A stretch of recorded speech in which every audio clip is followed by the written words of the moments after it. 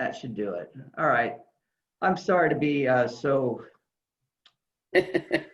technocratically, not advanced, I should say. There's Lene. Thank you for joining us, everyone. I hope, I don't know who's on the phone. I'm going to guess maybe Ann, well, I know her as Ann Fairbanks, so I can't remember. Anyway, thank you. And today, because of the theme of our services over over this fall, we decided, Greg, Alan Pickett, and Damon Heitman and I, that we would begin the fall season with a look at the theme, which is the God of love. In November, I will be working on the book of Matthew, and we'll be concluding the book of Matthew in the lectionary series. But Greg's sermons over the next several weeks are going to be about an aspect of God's love.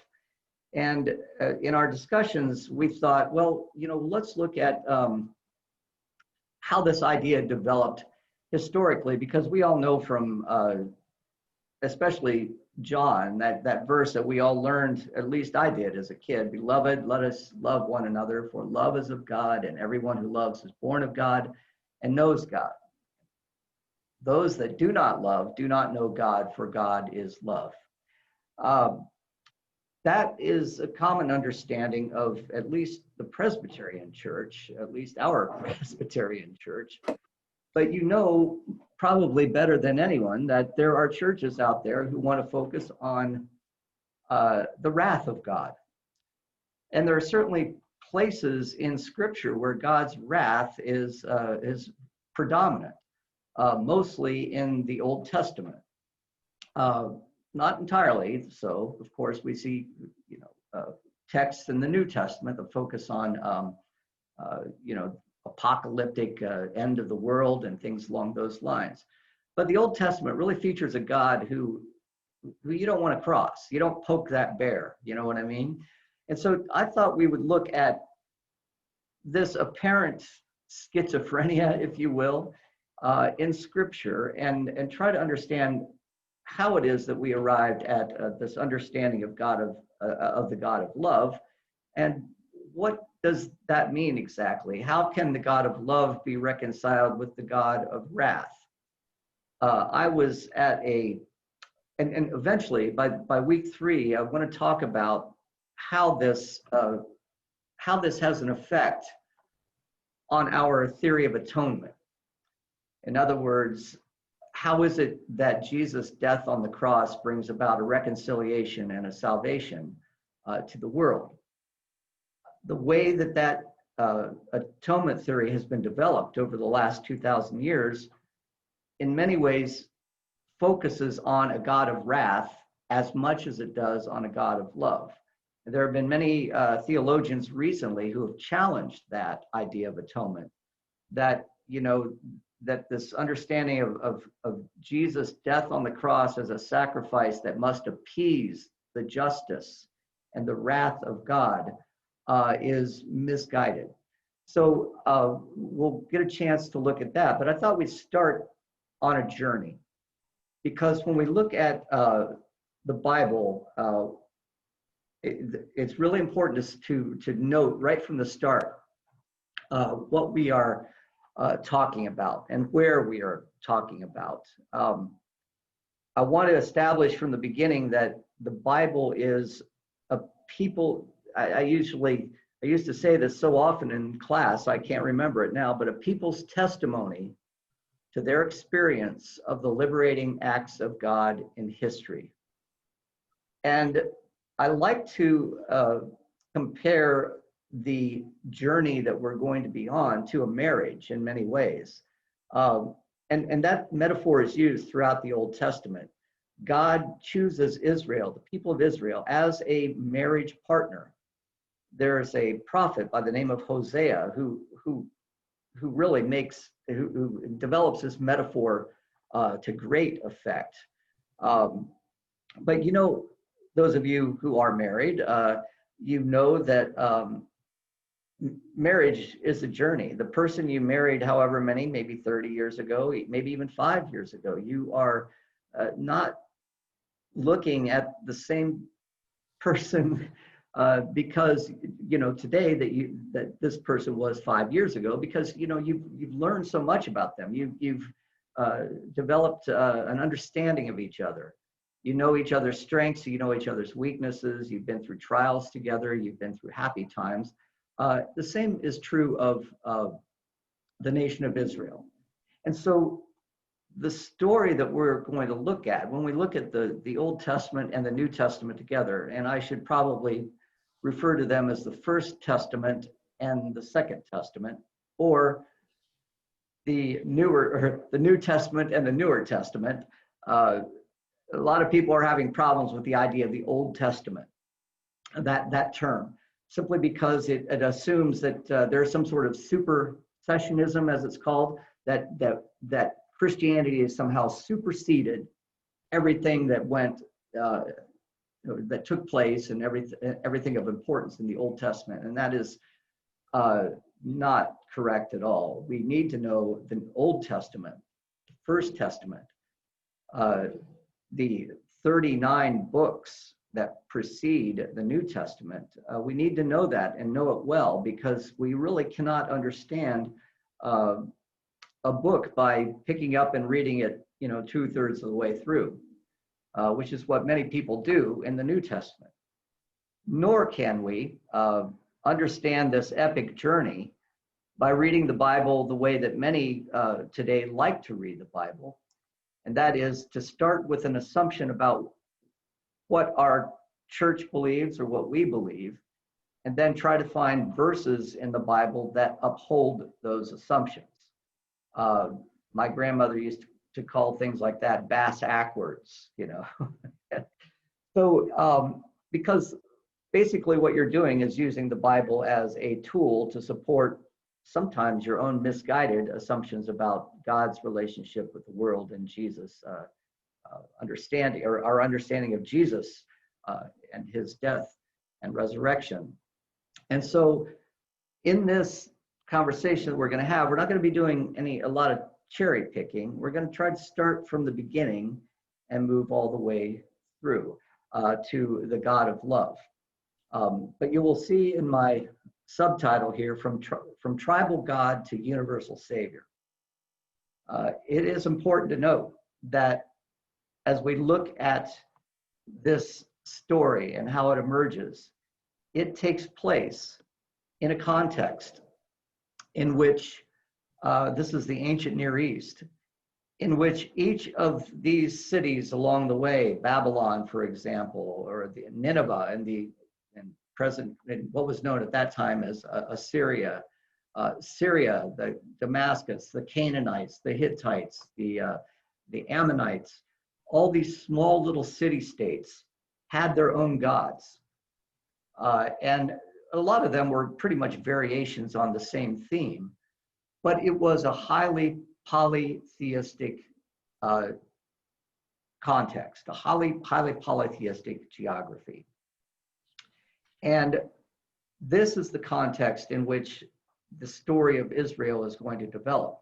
And from the beginning, Israel is not, I know this is going to probably surprise a lot of you, but Israel is not a monotheistic religious tradition.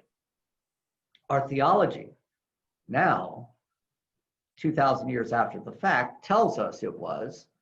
But when we look at the historical context and we look at some of the verses that are still in Scripture, it's pretty clear that the Israelites saw their God as one God among many. Even God himself sees himself as one God among many. Have you ever thought about this? I'm the Lord your God who brought you out of the land of Egypt, out of the house of bondage. Thou shalt have what? No other gods before me. What? So God sees other gods out there. That's not monotheism, is it? I mean, we're talking about a tradition that develops in a very dynamic and polytheistic culture. So Israel begins not as a monotheistic religion, but as what we might call a henotheistic religion. Not yet monotheistic. Monotheistic means there's only one God and there are no others. But in the year that we're going to begin, around 1230 BCE, the idea was henotheistic. There is one God that we worship, but there are other gods out there that are constantly drawing our attention away from our worship of our one God. We worship one God, but we recognize there are many gods out there. Now, in the journey we're going to take, we're going to see how Israel recognizes in this marriage, as any marriage should, that there is just one God. And all of the others cannot even be attractive to them because they simply do not exist. I would hope marriages move in that direction. So let me stop and see. I do this periodically for those of you who are not familiar with the Bible study and the way we've done this on Zoom. Oh man, Lene, I love that background you've got. Holy cow. It looks like it's coming right out of your hair, Great. Let me see if there are any questions that you all have. When we do this, I like to ask you to mute yourselves, but if you want to ask a question, please unmute and just jump in.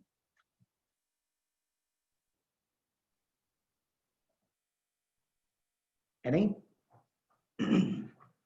Well, let's remind ourselves that the area that we're working with here. This is geography, and a lot of people don't have a clear sense of just how big this area is. But I've overlapped the state of Texas on this area known as the ancient Near East. If we were to begin our story with Abraham, as the Bible does, he comes into his own in this place called Ur of the Chaldeans, very close to a town called Uruk, in which the great Epic of Gilgamesh was written. Along the Tigris and Euphrates River here, you have the city of Babylon. You have another group of people up to the north of that known as the Assyrians. These people, this whole area is known as Mesopotamia, literally the land between the rivers. And this kind of crescent that we've got here is known as the Fertile Crescent. A lot of trade happening along these routes, but at the same time, a lot of city-states developing, Babylon being probably the most famous, but Nineveh as well, Aleppo, which is still with us today, Damascus, Syria. Jerusalem at this time is in the time that we're looking at, 1230 BCE, really doesn't exist yet. But down here in Egypt, this is probably the powerhouse of the time period we're looking at. The Egyptians were monotheistic gods. They were monotheistic people. They worshipped a god called Ra, and they were governed by pharaohs who were God incarnate themselves. And our story picks up. The first place where we can have a historical sense of this group of people called the Hebrews is somewhere around 1230 BCE. So any questions about our map here? Mediterranean Basin, Babylon, Ur. Let's begin right here in Egypt. But let's talk a little bit about our methodology. When we're studying the Bible, especially in the Presbyterian tradition, we try to employ what might be called the tools of literary science as best as possible. This often gets us into problems if we are people who believe that we should read the Bible literally, that it somehow fell from heaven right out of the hands of God, having been written by God himself. If we assume that there are no contradictions, that there are no discrepancies, we'll be tripping over ourselves if we take that if we take what we call the historical critical method seriously and start applying it to the Bible, assuming that the Bible is, as people say, infallible and inerrant. It has no mistakes in it. And we live in such a dichotomous culture where, it has to be one way or the other. You have to be a Republican or you have to be a Democrat. You have to drink Coke. You have to drink Pepsi, Burger King or McDonald's. We live in a culture that pretty much is dualistic in that respect. But there's no reason why we can't employ the tools of science to the documents of faith and arrive at an understanding that is at once fulfilling and accurate to our own faith development. So when we look at studying Scripture, we're not going to assume that we need to read it literally. Because if we do that, we run into problems. I think I've mentioned to you before, if you're a literalist, then you have to acknowledge a discrepancy between the New Testament Gospels, one gospel, the Gospel of John, says that Jesus is crucified on one day, called the Day of Preparation, and the other three Gospels say that he's crucified on the day of Passover. Now, if God writes this, and this is, supposed to be without conflict, then you would think that God would know what day his own son died, right? But they're two different days. So we can't rely upon the gospel as a historical record, so to speak. Even the idea of history as we know it is a modern idea that is trying to align events according to the facts, from various perspectives, and trying to get to what actually happened. No one is thinking about this as they're writing the Bible. What they are thinking about, and this upsets people, is a kind of mythology. Even Herodotus, the great historian, was writing more of mythology, not tell us what happened, but tell us why they happened in the grand scheme of our understanding of the universe. And so I've heard many preachers say, the Bible is the most accurate historical text there is. It was written. And all I can think is that they're not reading the narrative and not reading it carefully. For example, let's say the Old Testament. How did Samuel, Saul, how did Saul die in 1 Samuel? Well, at the end of 1 Samuel, it's one way, and the beginning of 2 Samuel, it's another way. So the historical critical method is going to ask questions of the text. They are going to ask historians and theologians like myself, and of course, Greg and Damon went to seminary and were trained in this method. They're going to ask questions like, okay, who wrote this text? And what were the reasons for it being written? The why? To whom was the text written? And when is it most likely that the text was written? Let me give you an example of why when is important here. There is a story in Genesis that there's a certain king who gives Abraham, or actually I think the description is of Abraham's wealth.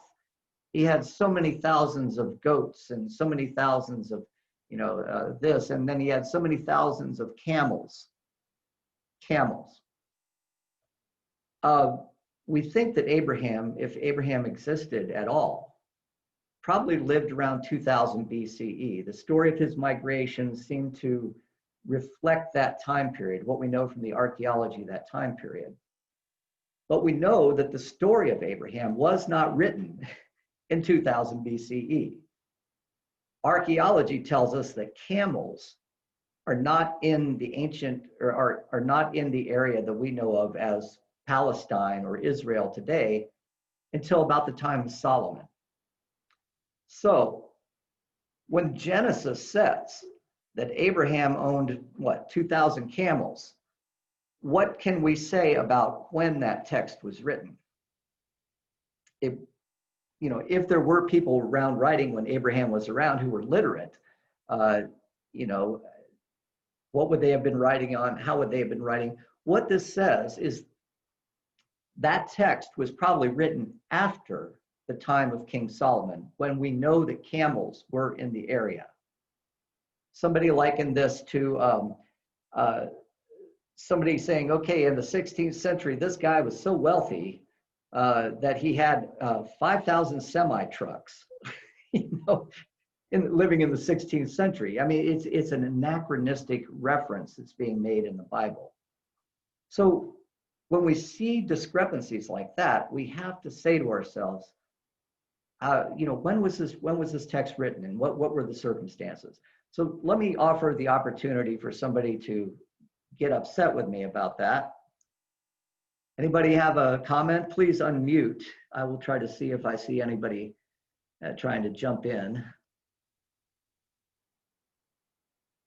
Okay, I guess we're okay with that. Good.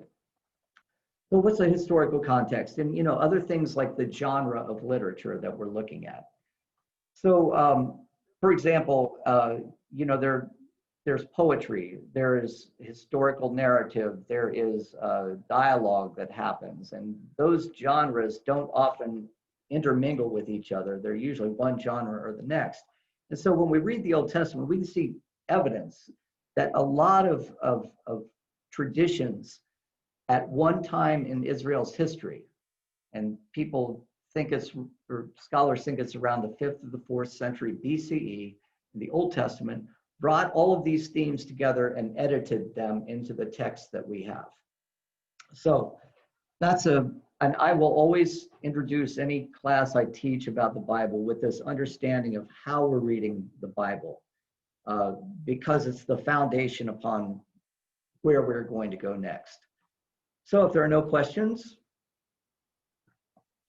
checking my time here, making sure, I want to give everyone opportunity to drive to the service at 10:30 in the park. So our story begins in Egypt. Well, why are we not beginning with Abraham? I thought he was the father of this group of people known as the Israelites, Abraham and Isaac and Jacob and Joseph. We are beginning with the place historically where we can actually be certain there is a group of people living in circumstances that are reflected in the Bible that are corroborated by outside sources. And there is a reference around the 12th century BCE of a group known as Apiru. And if you know how Semitic languages work, this looks very similar to the word Hebrew. I know it doesn't look that way to us, but the sounds are very similar. Semitic languages are basically written with just consonants, and you have to fill in the vowels. So when you read Hebrew, or if you're going to read Aramaic or you're going to read Ugaritic, you're just basically seeing consonants. So the word PR and what would be the U there and Hebrew look very similar. And what's more interesting about this is it's pretty clear that this term means dusty ones, the bad people, the slaves. And this is the place where we're pretty sure that this group known as Apiru are living under the circumstances of slavery in Egypt. And we know from our text in Scripture that they escape from this slavery. But the thing about this is that as they are escaping from slavery, there's nobody that's writing down what's happening. They were slaves. They were illiterate. I mean, the only people who were literate at this time would have been, the Egyptian priests. In 1250 BCE, there's very little understanding among the common people of writing. So we're talking about oral traditions. So if that story was not written down while it was being carried out, then when was it written down? Well, we know that most of the Old Testament appears, because of the forms of literature we see in the Old Testament, appears to have been oral tradition for a very long time, at least to about 1000. How do we know it was oral tradition before it was written down? Because we can see certain cues, certain clues in the way the text is narrated. You might, if you ever tried to memorize Shakespeare, you know the cadence of Shakespeare and certain types of alliteration that help you with that type of, memory. So there are these mnemonic devices that help you to remember this oral tradition, and we can see those still written in the text today. So when we read that in 2020 of the Common Era, we can say to ourselves, just by the structure of this text, it looks as if this began as an oral tradition and then was written down as a written tradition. Okay, well, we see certain oral traditions in the Old Testament. The tradition that we're going to be working with primarily, and this, unfortunately, I'm going to have to skip over two historical narratives that precede this. But in Israel's history, there was a time. Well, let me back up and just remind you. The Israelites, so the story goes, they come out of Egypt. They settle in the land of Canaan, the land flowing with milk and honey. There they live for about 200 years as a confederated group of tribes until eventually they need a king. A king, and this king is, of course, first Saul, now I'm in 1 Samuel, and then King David. And when King David becomes king, he establishes Jerusalem as his capital. This creates problems with the 12 tribes, because all of a sudden those 12 tribes who used to be equal now have someone who is above them, and a whole hierarchical structure has been established in that city-state. Now the king is taxing his brothers and sisters, put together things like armies to build palaces. Eventually Solomon will build a temple. And this is going to create real dissension among the Israelites from about 1000 all the way to about 600 BCE. This distinction between an aristocratic class and the people below, the proletariat, you might say, the common people. This was not the ideal that they believed had been established in the original covenant. Well, I'm skipping ahead a little bit. I'm going to back up. Around 620, there is a king by the name of Josiah. And knowing that his predecessors, the kings of Israel, kings of Judah, I should say, more specifically, who have preceded him, have really made a mess of things. They have turned their backs away from the covenant that was, their original constitution. They've gone after and worshipped idols. They have taxed the people, and the people of Israel are completely destitute. And so King Josiah has his court priests, his scholars in the temple, write a new history of Israel. Now, they don't just make it up, but remember, they're going to draw on the oral traditions of stories that have been told from the past. And this story comes to be known as the Deuteronomistic history. Excuse me. Deutero meaning second, nomos meaning law. This is the second story about how the law is given to the people of Israel. There was a first story that was told, and it was told in the book of Exodus.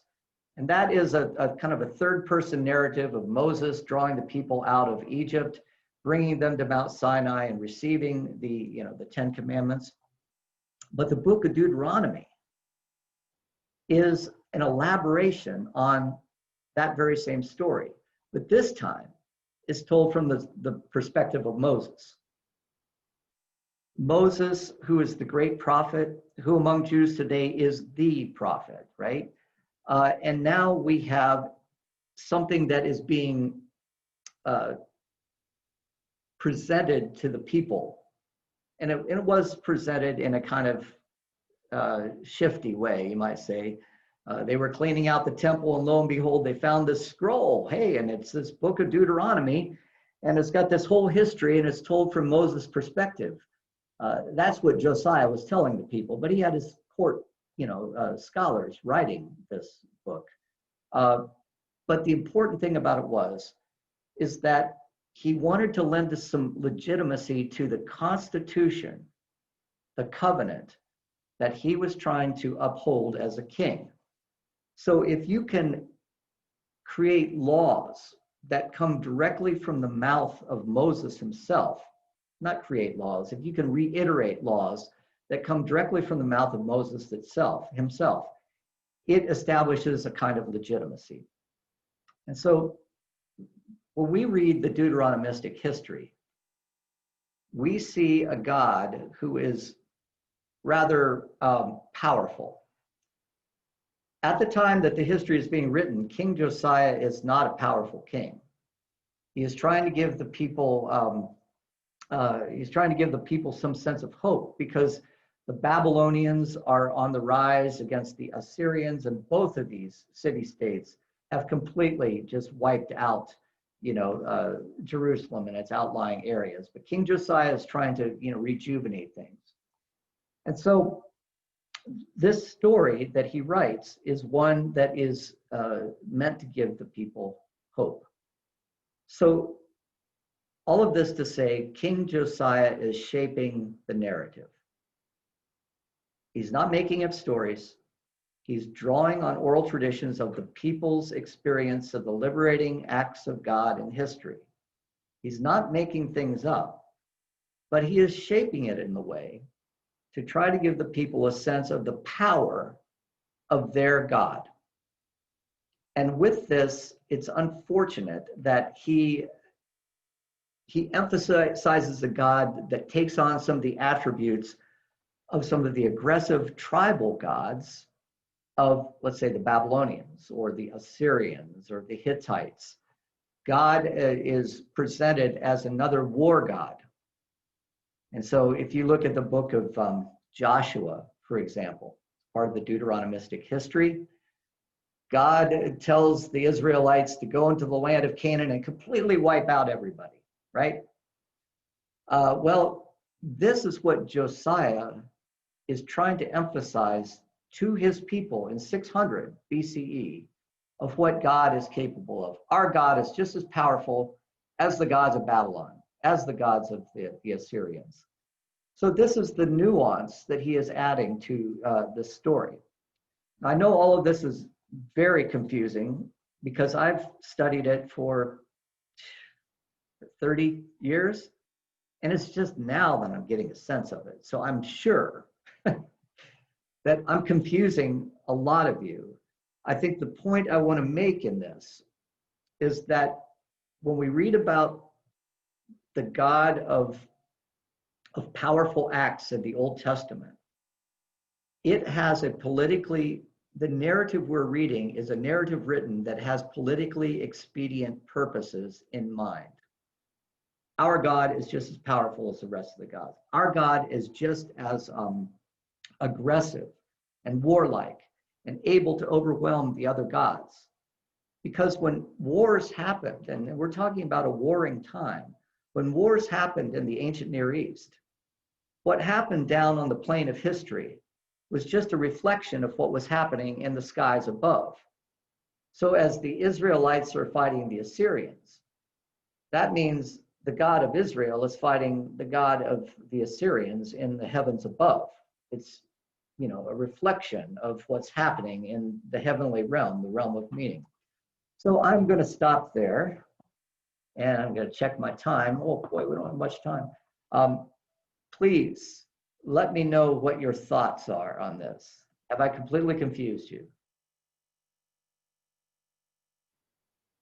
No. Okay. Well, I will keep. Yeah, go ahead. Um, if I hear you correctly, then most of what occurred before 600 BC is based on hearsay No, not hearsay. or oral tradition. Oral tradition. And I do want to make this, What's the difference here? all right, I do want to make this very clear, because oral tradition is really what, even today, most of human history up to this point has been based on. And that is a retelling of the great deeds of our forebears, of how we came to be in this place. Native Americans would have certain shamans that would keep the stories alive. The difference is that the intent of the stories was not to recount historical events. In other words, this happened on this day at this time, and 350 people were killed, and it doesn't care about the historical events. What it cares about is the meaning of those events. What is meaningful about those? How was God acting in order to bring us to this point? That's not history.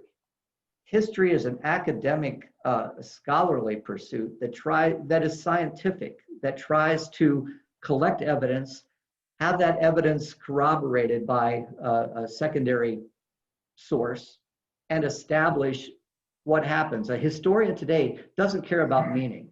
What was the meaning of the Holocaust? Historians aren't asking that question. And that's probably too elaborate an example. Historians are trying to figure out, how all of this came about, and what were the forces of history that allowed it to happen. But the meaning of it, no, they're not doing that. People telling oral histories are trying to recount events that go back into their history and explain why they are meaningful, why they give a sense of identity to who we are as a people. And the events aren't always told the same way, unfortunately, because that's not the important thing. But there are means by which these oral traditions are told, whereas you're not just making it up, and it's not just hearsay. These stories are passed down from one storyteller to the other. There are certain cadences that one follows in telling the story, and so that there's a continuity between the past and the present. But we're not talking about history. And I know this is very difficult. It was difficult for me when I first heard about it in college. It's like, wait a minute, what are you talking about? I mean, these things happened. That's not what the Bible is concerned about. The Bible is concerned about the meaning of events that took place based upon a people's recollection of the oral history. So, does that help, Rich? Well, it does. I guess then it's saying it's more about why it's happening. Yes. How is God working through this? Okay. And this is the beauty of the Bible, because those who like to choose little verses here and there, they're actually reading the Bible scientifically, and it's not a science document, right? They're looking for evidence, right, that supports a pre-held theory that they have. Well, this is what God is like, this is what God is like. But if we read the whole 2,000-year narrative, and then we add 2,000 years of our own theology on top of that, what a beautiful testament to human striving to understand meaning in our lives, that at times like these especially sometimes gets to be meaningless.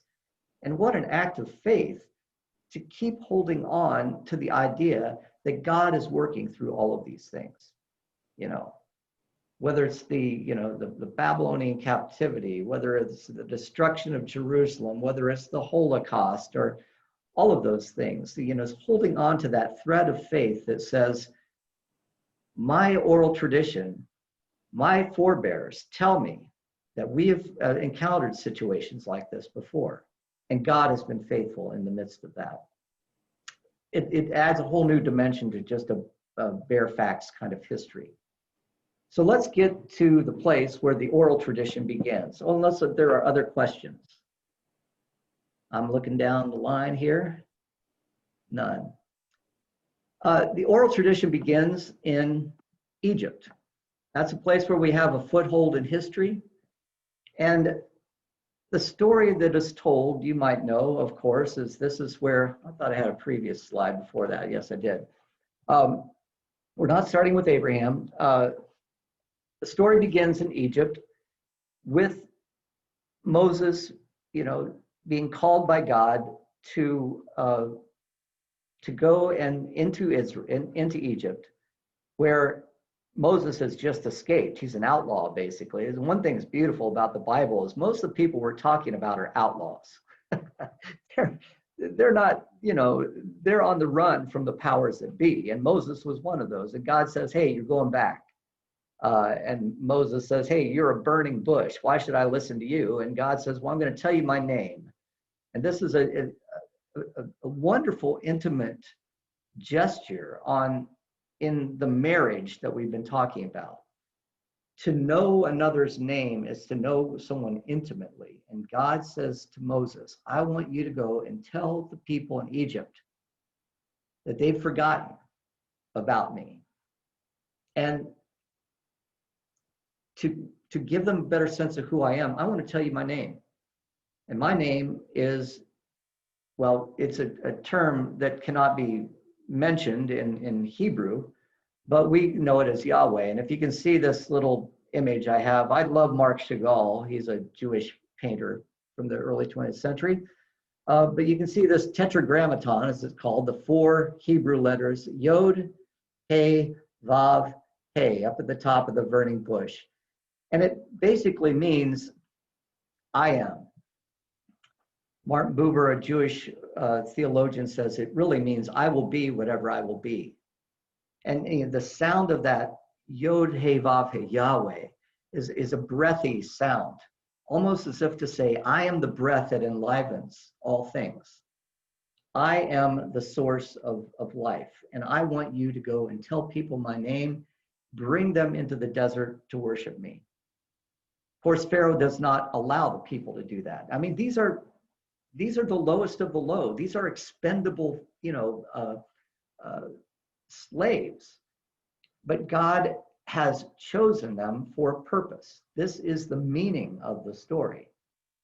Pharaoh won't let them go. And of course, we are given insights into who this God is. First of all, this is a God of power who is on the par with the God of the Egyptians. We look at the 10 plagues, right? Frogs, boils, and finally the death of the firstborn son. A God of liberation, a God of compassion, as the people are, going through the desert, even though they're a bunch of panty wasters, right? They're just, even though they are so, we want to go back to the flesh pots of Egypt. I mean, even there we had something to eat. God causes manna to fall from heaven. He gives them quail. He gives them water to drink. But finally, God brings them to the foot of Mount Sinai and says, here's where the marriage really becomes official. I'm going to give you the wedding ring now. Up until this point, we've just been courting, you people of Israel, courting through Abraham and Isaac and Jacob and Joseph. But now you've lost sight of our relationship. You are enslaved in Egypt. You were once, in high positions, but now you are enslaved. But all of that's going to change for the better. But there's going to be a price to it. You are going to be given responsibilities that will, in enacting them, will show to you what it truly means to be human. I'm going to give you 10 commandments. Real easy for a slave to remember, right? A slave who works with his hands daily and looks at his fingers. Every time you look at those hands, I want you to think of the 10 responsibilities you have. for them are responsibilities towards me, God, your husband. You know, you shall have no other gods before me. You shall not take the Lord's name in vain. You shall not worship any graven images. You shall honor the Sabbath and keep it holy.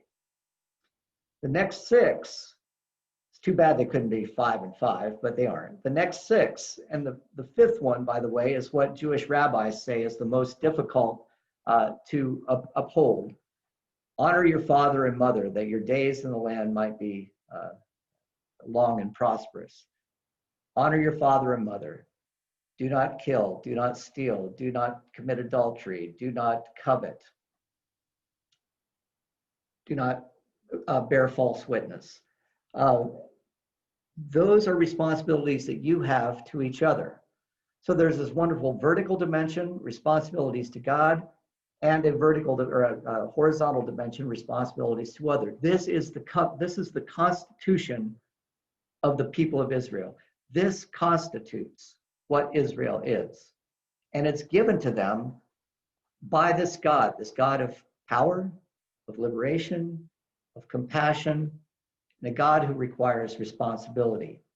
And it's summarized really beautifully in this document that we know of as Deuteronomy. And it's Deuteronomy 28. And it's a kind of if-then situation. If you do this, this is what will happen. If you don't do this, this is what is going to happen. And remember, even though the kernel of this covenant was probably present in the experience of the people in the desert in 1250 BCE, the text is being written 600 years later by King Josiah. And listen to how this goes. The first part of it is beautiful. The Lord will cause your enemies who rise before you to be defeated before you. They shall come out against you one way and flee before you 7 ways. The Lord will command the blessing upon you in your barns and in all that you undertake. People in the desert have barns, apparently. He will bless you in the land that the Lord your God is giving you. The Lord will establish you as his holy people, as he has sworn to you, if you keep the commandments of the Lord your God and walk in his ways. But, all right, now that's a nice little, these are the blessings. And I can give you the verses that follow, but they're basically a chapter long. But if you do not obey the Lord your God by diligently observing all of his commandments and decrees, which I, Moses, am commanding you today, then all these curses shall come upon you and overtake you. And it goes on forever. These curses are unbelievable. I've just written a couple here. The Lord will send disaster, panic, and frustration in everything you attempt to do until you are destroyed and perish quickly on account of the evil of your deeds, because you have forsaken me. The Lord will make pestilence cling to you until it has consumed you off the land that you are entering to possess. The Lord will afflict you with the boils of Egypt, with ulcers, scurvy, and itch, of which you cannot be healed, and on and on and on. Read it for yourself. It's overwhelming. Is this the God that brought us out of the land of Egypt just to torture us as human beings who are fallible and can never, uphold any of this? The question we as historical critical scholars have to ask, was this text of the curses that God would visit upon the people politically expedient for King Josiah?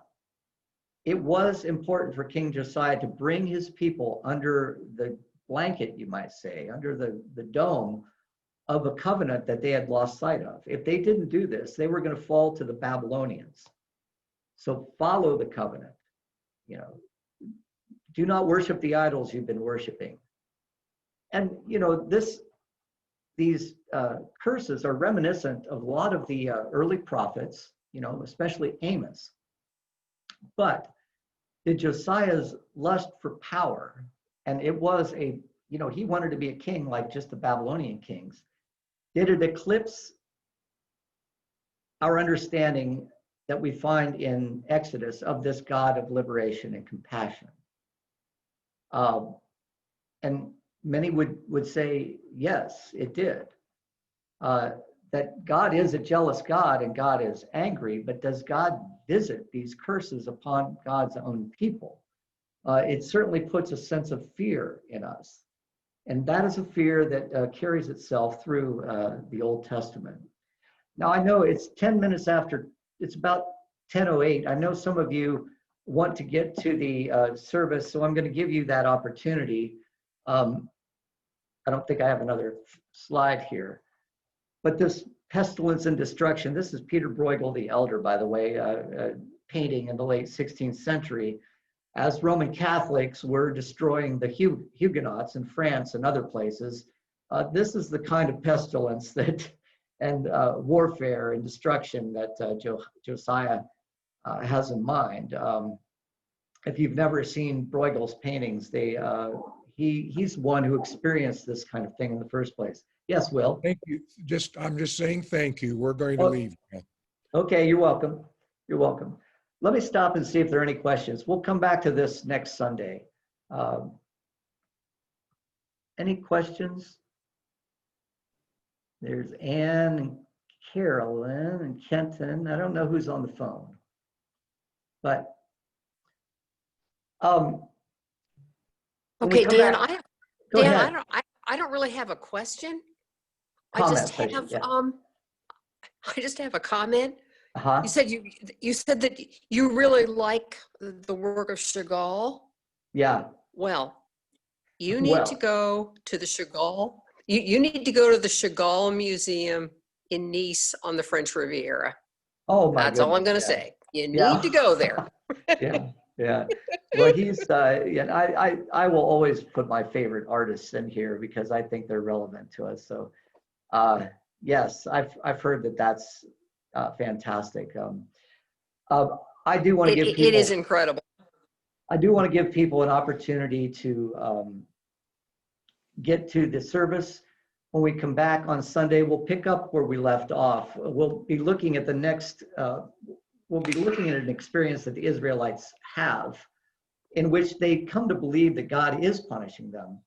But then there are some among the rabbis, or I should call them, some among the priests who start to take a different perspective on this. And that is a turning point towards this God of love that we are moving towards in the New Testament.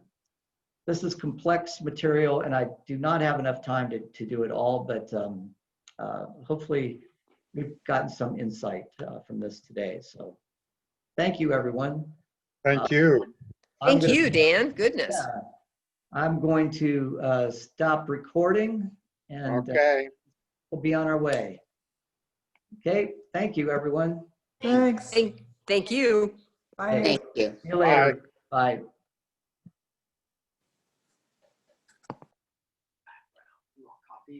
Yeah. Oh, look at you.